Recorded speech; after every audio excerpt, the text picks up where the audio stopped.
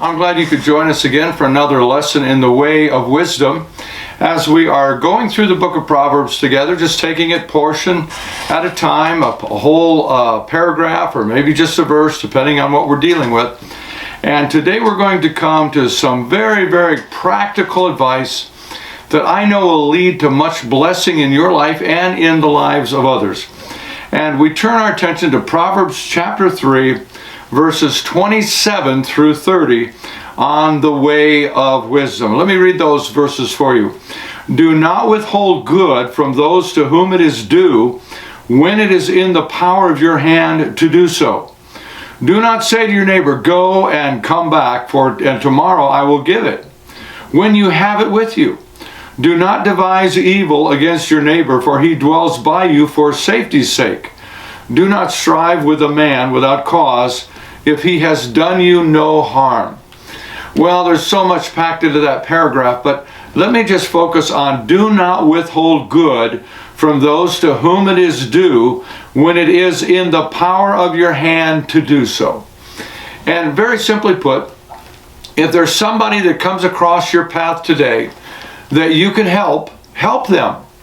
If you have something that they truly need, be willing to give.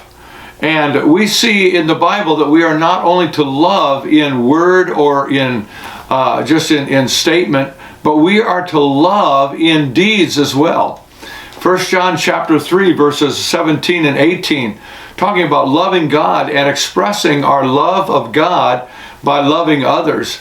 And we are not simply to say, well, I'm going to pray for you, be warmed, be filled. But when they need something physical that we have at our disposal. And so the proverb is simply saying, do not withhold good from those to whom it is due when it is in the power of your hand to do it. Now in Proverbs 25, let me give you another passage on this same thought. Proverbs chapter 25, about withhold not good from whom it is due, if it is in the power of your hand to do it. This even extends to your enemy. He says, if your enemy is hungry, give him bread to eat.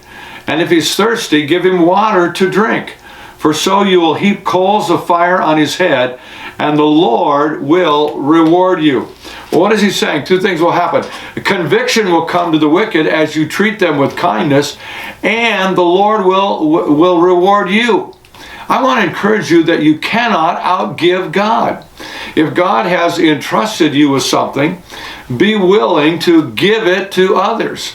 Withhold no good, nothing that is good, to whoever it is due. If they deserve it, if they need it, and you have it, give it. He goes on to say, do not say to your neighbor, go and come back, and tomorrow I will give it, when you have it with you now. Now, there's a thought in our minds that says, well, I'll help somebody later. I'll help somebody tomorrow. Well, the circumstances might change before tomorrow. You might not ever see that person before, that you saw before. You might not see them again. Do not say, well, I'll give it to you later. Well, even in the Old Covenant, God said, if somebody works for you, pay them at the end of every day so they have it. And even if you take a pledge from somebody, and that pledge is a garment they need at night to stay warm, at the end of the day before that cold comes, give it to them. God is wanting his people to know the spirit of generosity. Now, why are we not more generous?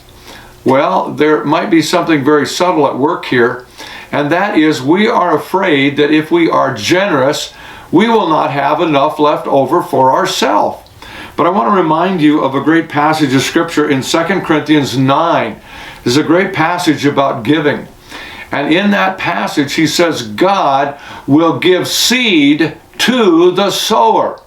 And you read that passage, 2 Corinthians chapter 9, and God promises to multiply back whatever seed is sown and see that you always have an abundance for whatever it is that you need.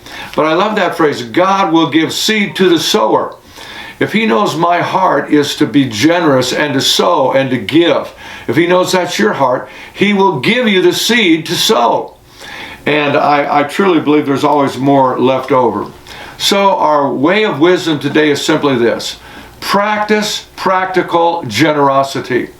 If someone in your path today has need and you have the ability to help them, and you perceive it would not harm them to help them, then by all means help them. Now, why did I throw that in there? If you perceive it will not harm them to help them. Well, sometimes there are people that all you're doing is enabling them to go in the wrong direction. So I'm not saying that. But you know legitimate need when you see it. If it is in the power of your hand to help someone, help them. And trust that the Lord will reward you. And even if they're an unbeliever or even an enemy, that the Lord can convict them as he rewards you. What a double blessing. God's conviction comes into their life so that he might bring them to change, and God will reward you. And remember, God will always give seed to the sower. Well, let's close this way of wisdom by reading this passage one last time. The last couple verses we didn't deal with, but it just talked about being in good standing with your neighbor and treating your neighbors fairly. Let's read these verses again. Do not withhold good from those to whom it is due, when it is in the power of your hand to do so. Do not say to your neighbor, go and come back, and tomorrow I will give it, when you have it with you. And do not devise evil against your neighbor, for he dwells by you for safety's sake. Do not strive with a man without cause, if he has done you no harm.